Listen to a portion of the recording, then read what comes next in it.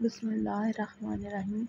رسول اکرم صلی اللہ علیہ وآلہ وسلم سے عرض کیا گیا، یا رسول اللہ، سب سے بہترین عورت کون سی ہے؟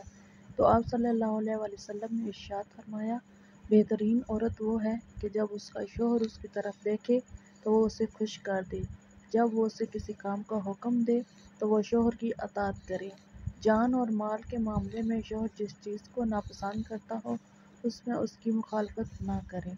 محدثین نے لکھا ہے کہ بہترین عورت اپنے شوہر کو 4 طرح سے خوش رکھتی ہے۔ نمبر 1 اپنی دینداری سے، نمبر 2 اپنے اخلاق سے، نمبر 3 اپنے معاملات سے، اور نمبر 4 اپنے بناؤ سنگار سے۔